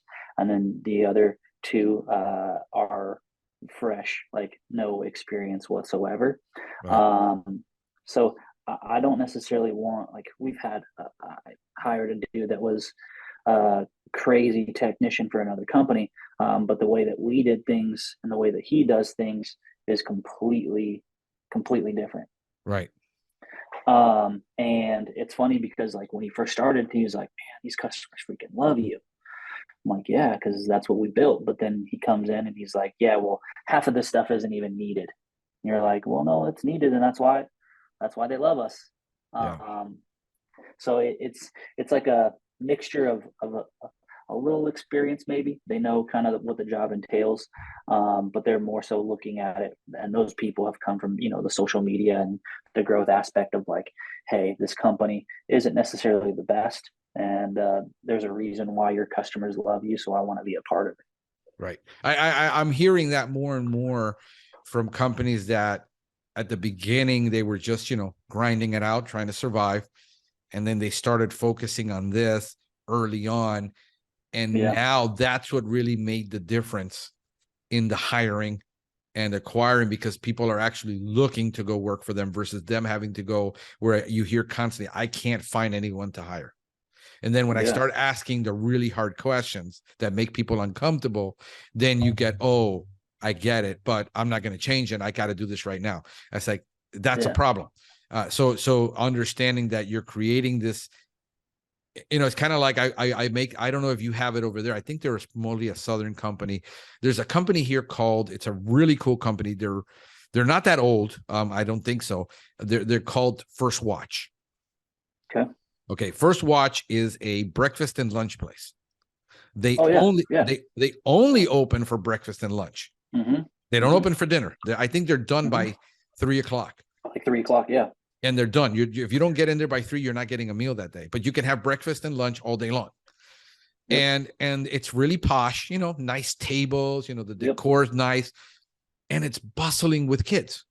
Kids 20-something-year-olds. yep. And then I walk into Denny's, and I'm sitting there, and I have the grumpy old people. And they're understaffed. Yeah, The place is dirty. It hasn't been renovated in 10 years. And for like 10% more, I can eat at this place for not much more. And everybody is super engaged, and there are plenty of staff. Like, I literally will sit there and I will have 3 people walk by me saying, have you been served yet? Do you need coffee? You yep. need this? And I'll walk in and I'll wait for 10 minutes, and like nobody even looks my way. Oh yeah, And it all has to do with that culture. It has to do with what they set up. And then trying to turn those old businesses around and trying to turn that culture around. When you're saying you can't find people, I understand it's difficult. yeah, But from what I'm seeing from the companies that decided to make that shift, even later on in their business, they did the shift 10 years. They realized what we're doing is unsustainable and we need to change. And then the owner decided he's going to change it and upgraded it. And then now they can. It's still painful, but but also yeah, when I'm talking to these owners, that change came about because they literally hit the wall. They crashed and burned and says, I don't even want to be at my own company anymore. I don't even yep. like the people I'm with. But you hired them all. And you made those, Yeah. you see what I'm saying? So it's like the pastor Oh that yeah, complains about, I don't want to go to church on Sunday. The people don't even like me. It's like, you're the pastor. You got yeah, to be there. So I think that there is the value in listening to what you have to say to start either making the changes and realizing if you want to be a 21st century business that people want to work at, things have to change. You have to create the environment. It is your responsibility to create all that infrastructure, set up those values, which is what you said. You got 6 of them, which are really values. things that you value at your company, and write those in stone and say, this is what we make decisions based on this, not based on how I feel that morning and what book I read last Well, week.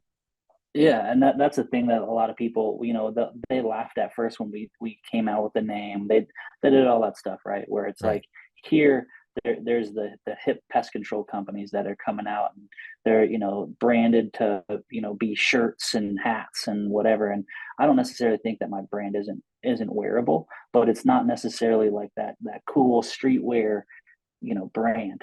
Yeah. Where for me, that wasn't necessary. I mean, would it be cool to be able to wear my brand like that? Yeah, of course. And I have designs and whatever, but that wasn't my top priority. And Right. sometimes I think that that's the top priority of some companies is like, well, this is my brand and this is how I'm going to get people in and whatever. But then they go work for that cool pest control company and they're like, man, this sucks. Because it's image. It's Like, all based on image. yeah, There's very little substance.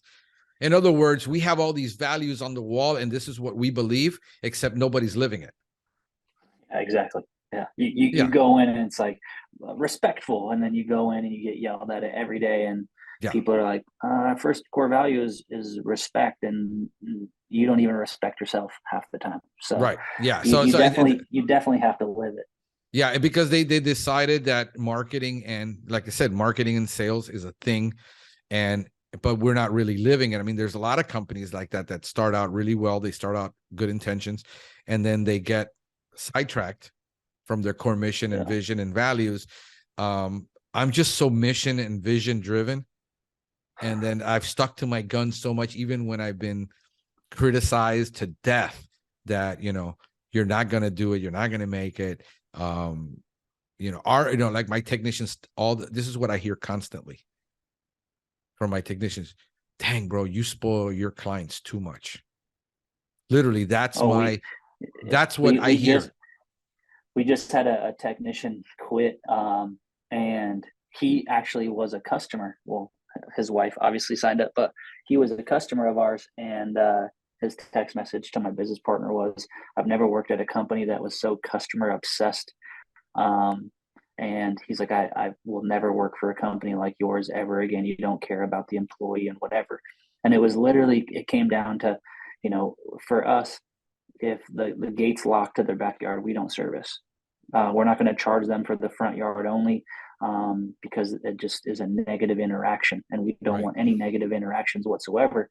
And so our company policy is you call, leave a message, and then you text right afterwards. He didn't want to leave a text and wait 10 minutes, which is company policy. And he texted the lady, and said, "Hey, I'm outside. Your gate's locked. Can't service the house." And in the notes it says, the keys are under this rock or wherever the key was. And he obviously read it, because when we talked to him, he was like, "Yeah, I read it, but I read it afterwards, and it's not my job." We're like, "Dude, just go back to the customer." "I'm not going back to the customer." We're like, "No, dude, like, go back to the customer." Like, Yeah, it's not his a question idea. anymore. Yeah, his idea of not being cared for as an employee is that I don't really have to cater to the client because it's beneath Yes. my values. And then Yes. it's a self-centered. I'm not understanding that's the customer that pays your bill. That's what we built a company on. Yeah. And I get it. I look at certain companies that obviously they're large scale. A lot of things don't translate, and I have to learn how to. But like when I look at a company like Chewy and Zappos, Mm-hmm. you're catering to pets, and you're Yeah. selling shoes, but the culture is of customer service in a way that isn't experienced in a regular basis, and it makes them Yes. stand out. And a lot of people want that. There'll be a Karen when they don't get it, Yeah. but then when it's their turn to do it, they're like, "Oh no, I'm not gonna." Yeah. I think it has a lot to do with servanthood and servant hearts. That if you don't, that's what I look for. I look for Yeah. people that have that servant mentality, because if you don't, you will always look at this as an unreasonable request or chore. But Mm-hmm. it's like me with my people. Hey, bro, explain the scope of the service, what you're gonna do when you're there. Explain it when you did it, and then tell them what to expect. This cuts Yeah. down on 90% of the complaint calls that oh, if I know that you're going to be back in a week, Yep. then I won't call you because I know you're going to be back in a week. And Yep. therefore I'll just be patient for a week because you told me. And usually if you explain the biology in a very simple term, you explain all this, it ends all those phone calls. It's when I get the phone call that the tech was here. He just left. He didn't tell me he was leaving. He didn't tell me what to expect. That's what I'm talking about. The communication is simple things, leave the gate locked, Oh, leave the hose back, don't, treat people again, the respect thing of yeah. respect people's homes. And a lot of young people just don't have that mentality. It's like, I still live at home with mom and dad and they do everything. I don't have to do crap.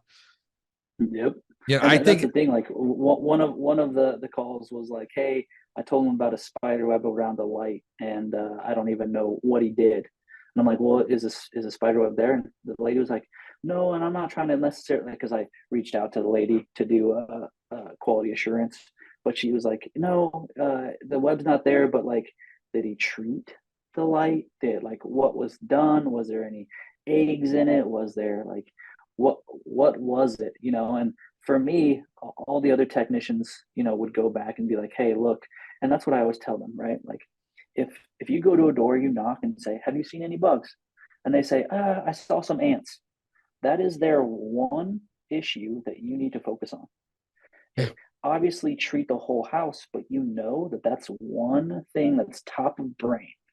A lot of those other issues, they could have seen 12 crickets, a scorpion, whatever. But whatever issue is top of their brain is the biggest issue that they have with us, and not necessarily in a negative sense, right? But that's something that you need to like yeah, clear from the top of your that's what brain. their pain point is.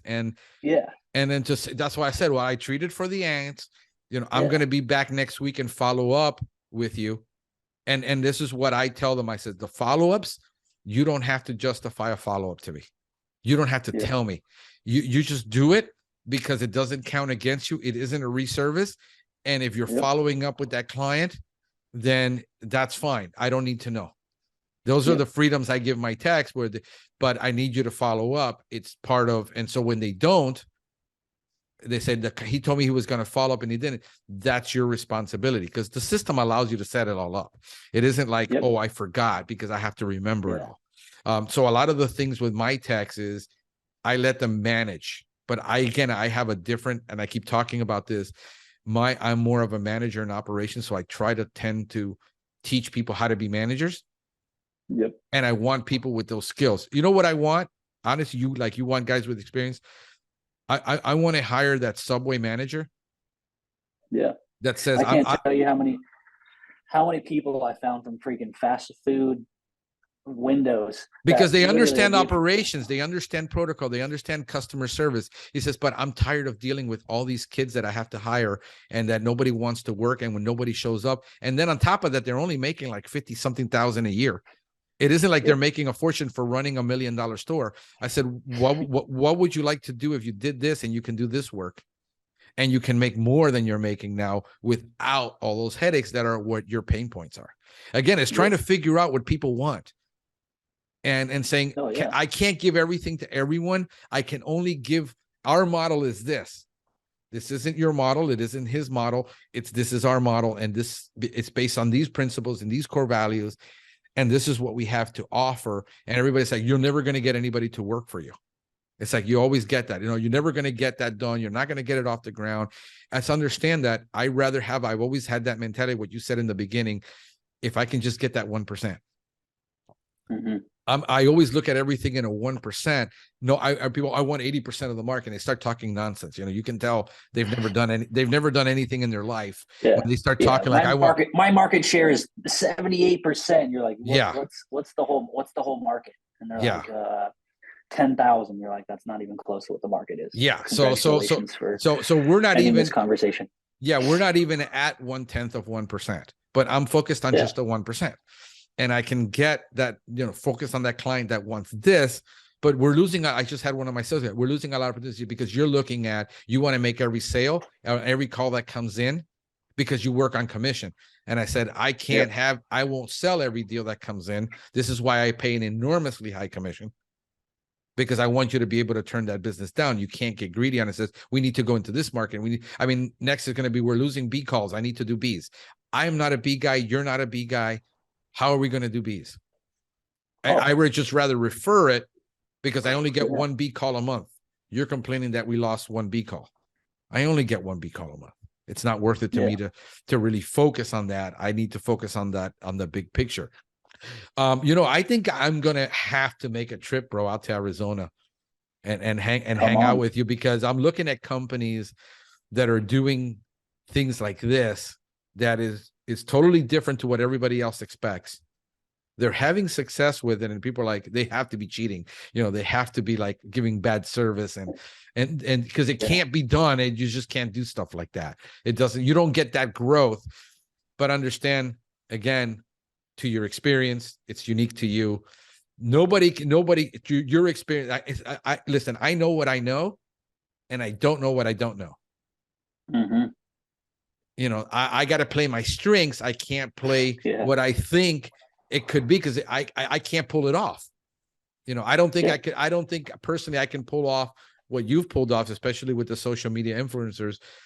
I understand it conceptually, but when it comes down to this, having to do this on a daily basis in groups and all that, and engage, that drives me insane.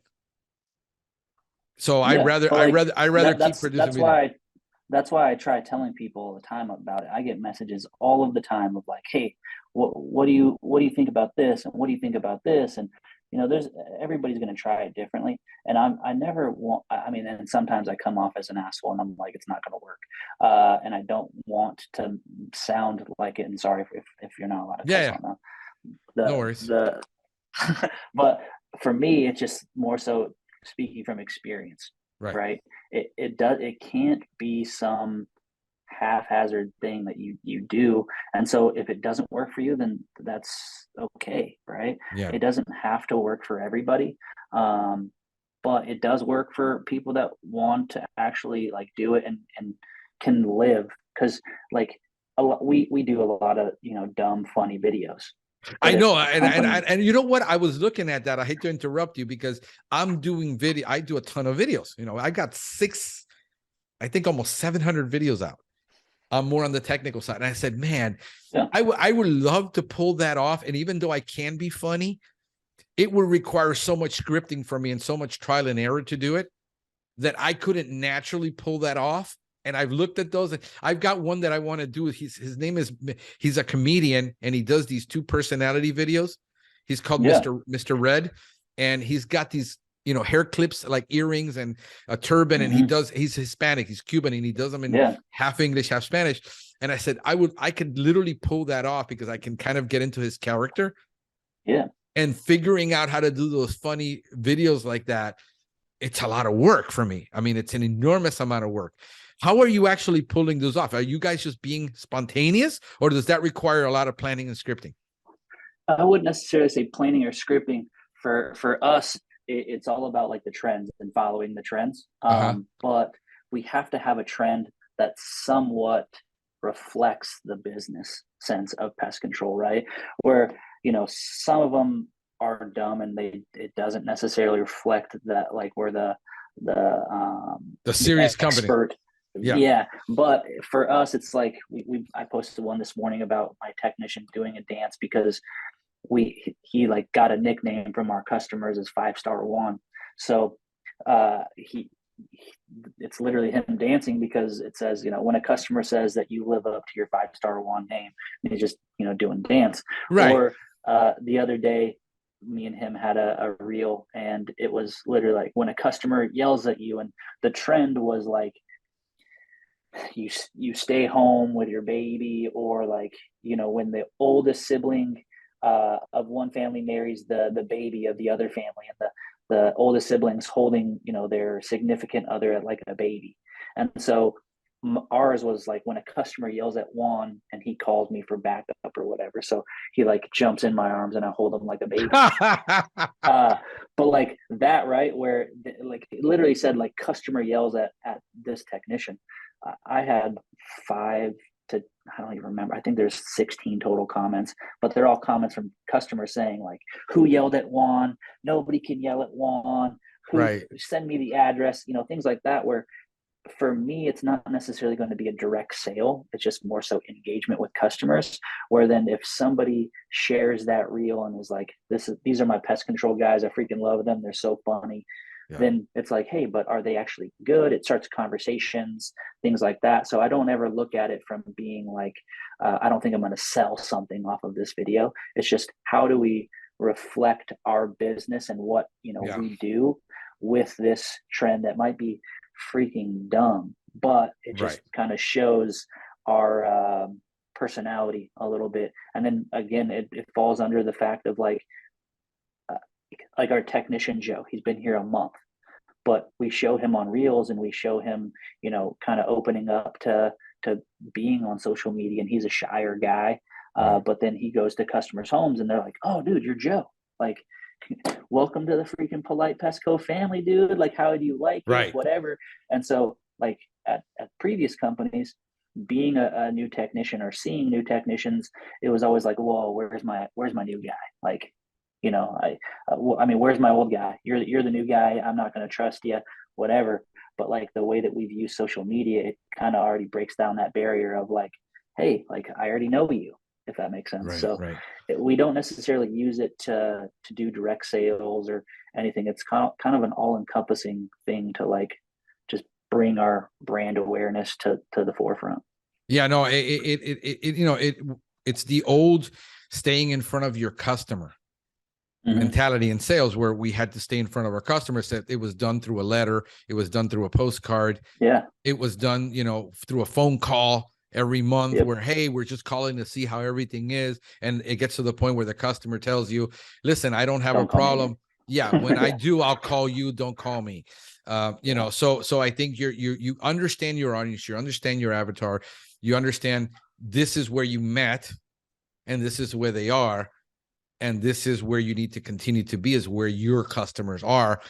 And I get it. And then, like I said, I'm an old guy who gets it. Now I got to find me somebody, which is our next thing, is I really want to do this, but I really understand that I have a limitation. I can't. And just as long as you make it your voice, Yeah. as long as it's genuine, because I see a lot of companies that try to do like the funny reels, and then they'll go out and like, and I wear AirPods all day, and I've talked to 5, 6 different owners of companies.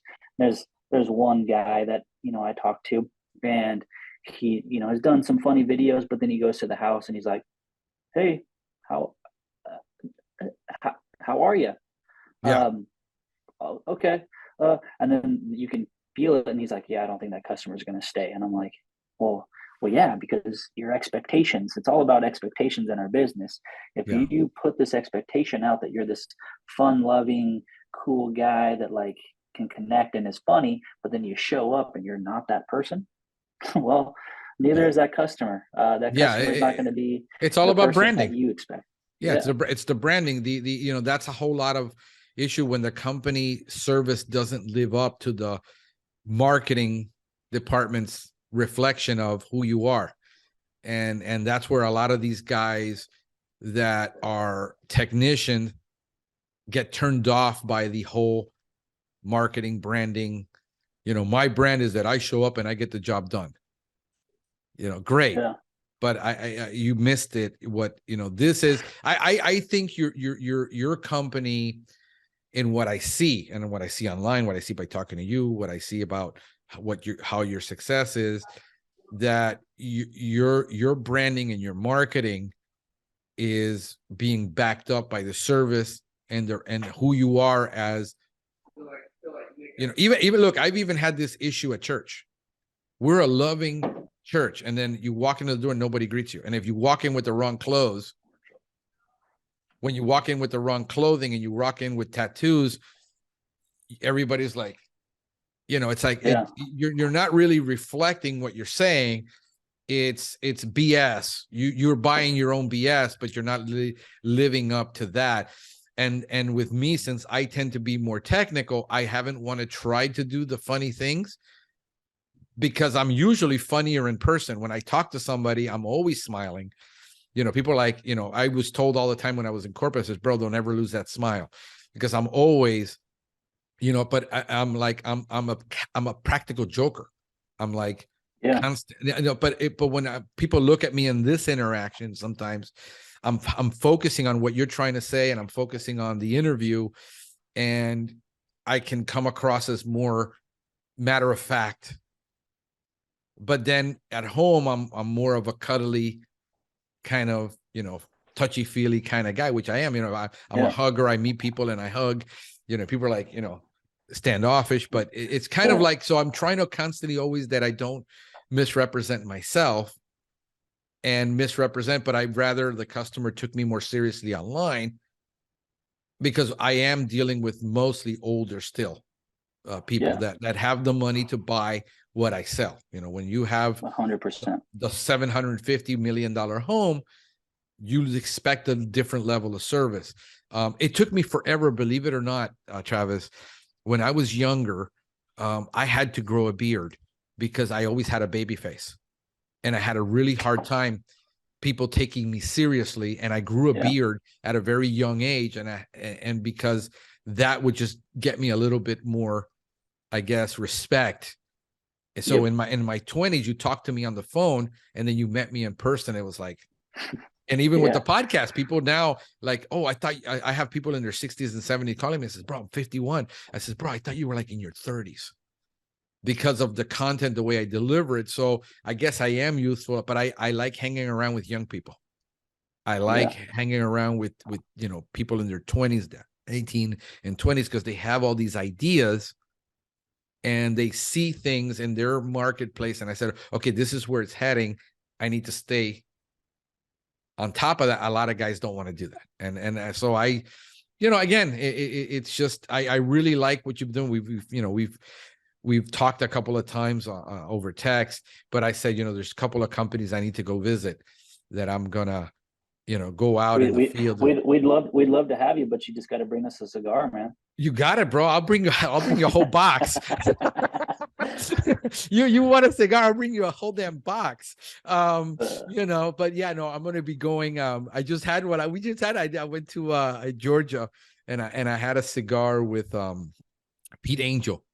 Um, and we were actually sitting at this place called it was a brewery, and they had an outside area, really nice, beautiful, in the middle of a park.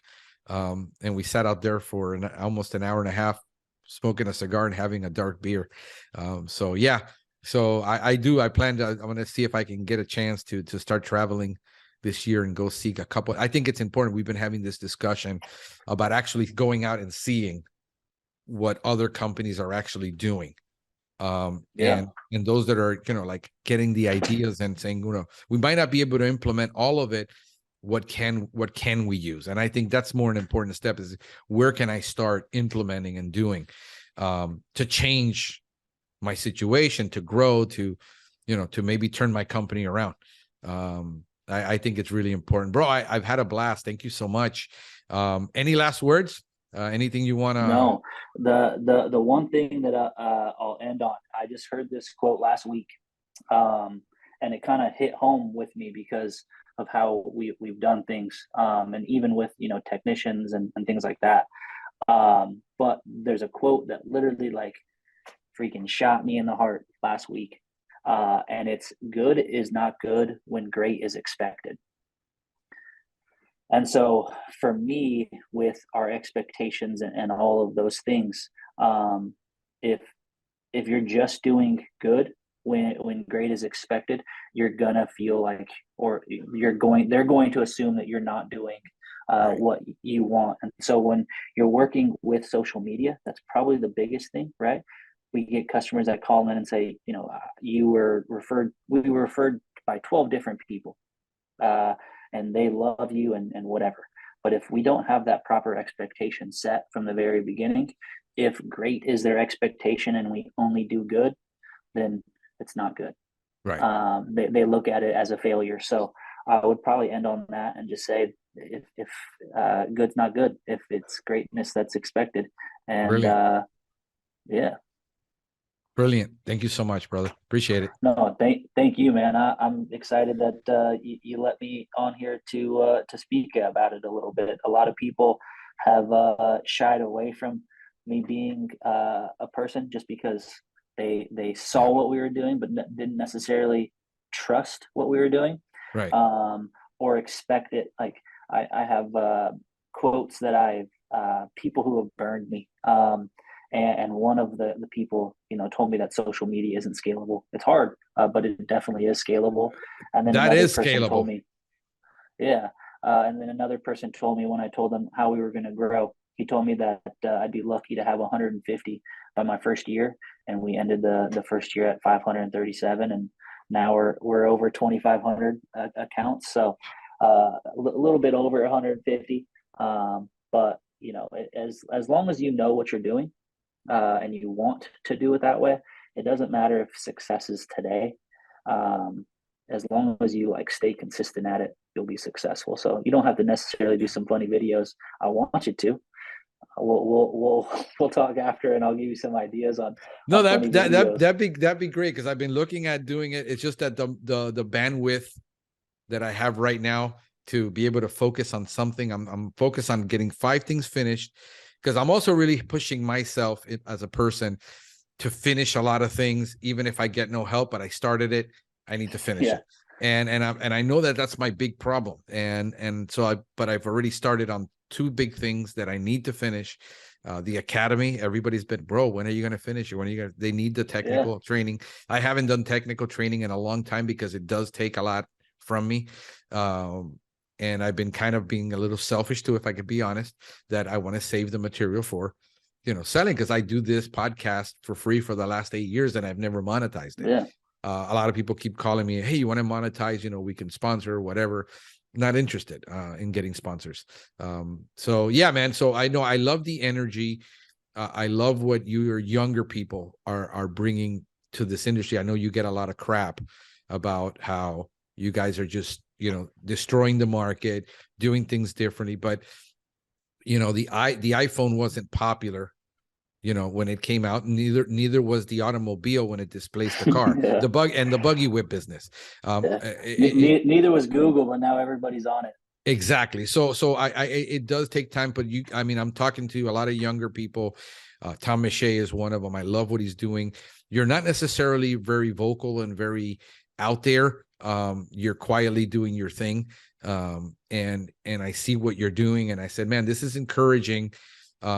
Where I think older people can learn a lot from this and change.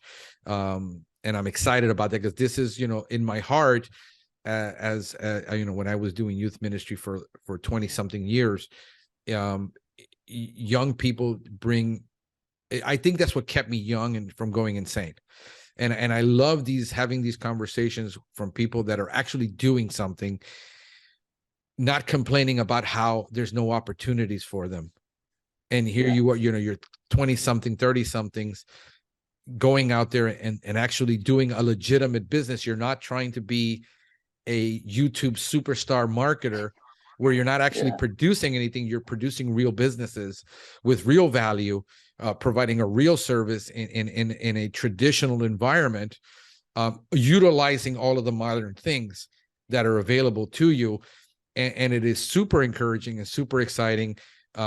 When I hear a lot of people put you down, putting especially young people down, there's plenty of people. It's just that you're in the way of a lot of this happening, and especially when they must be doing something wrong. They'll never do this.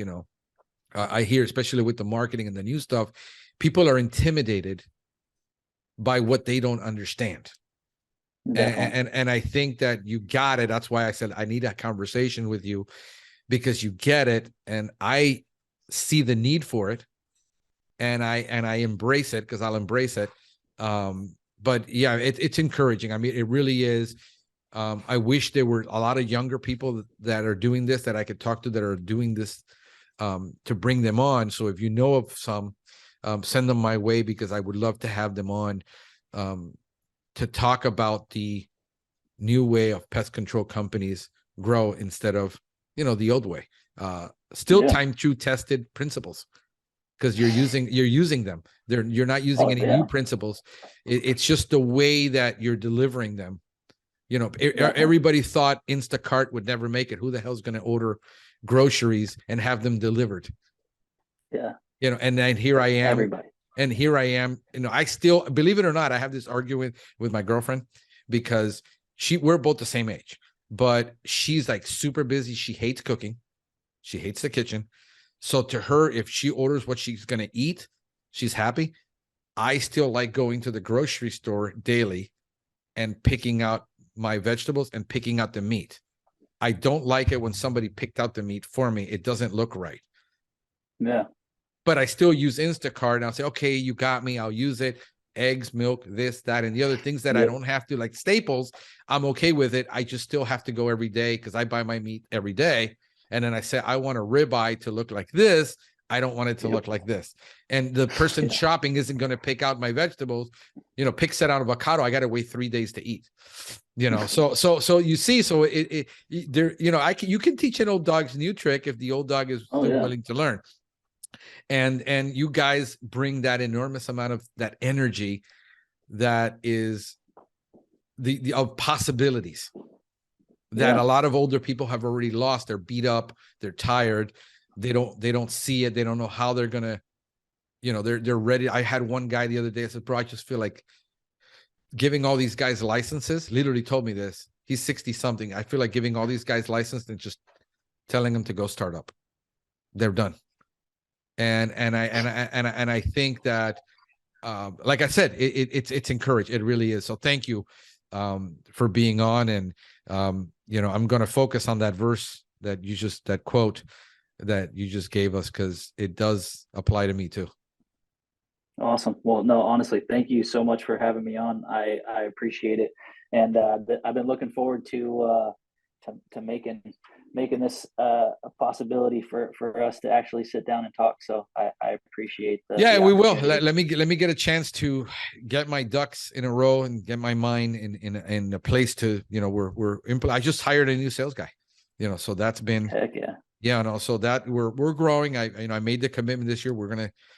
I took a break intentionally for a lot of reasons I cannot disclose. But I had to, slow it down. One for my health, one for my mental, and then the other were financial reasons. I did actually have to slow it down for those reasons. And but I'm encouraged to. This is why I'm having these conversations. There's a lot of people like me out there that need it. They need a good kick in the nuts. I thought about starting a new consulting firm, the Kick in the Nuts consulting firm. Where some people just need that and that's it, but thank you, bro. I do have, I got plans to start doing some traveling, maybe if not the middle of this year, next year, going out and visiting you guys. I'm going to start locally. I got Jamie Hannon Service. He's been wanting me to go up there. He's got an incredible operation in Port St. Lucie, like 2 hours from me. I'm going to be going. I'm going to shout out to him. This is so rad because this guy, and this is again, markets and needs. He started in Port St. Lucie where there was nothing. There was nothing there. Now that city has grown massively to the point where he has his own body shop for his own vehicles. Wow. So they repair, they build their own outfits, they outfit their own vehicles, they do their own body work, they do their own painting of all their vehicles. I mean, the guy, what he's done is amazing. He's like, I don't know, like 15, 20 techs at this point.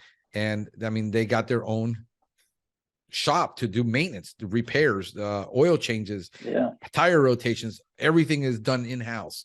So I thought that's an impressive operation. He just started a distribution business, so I think it's pretty encouraging.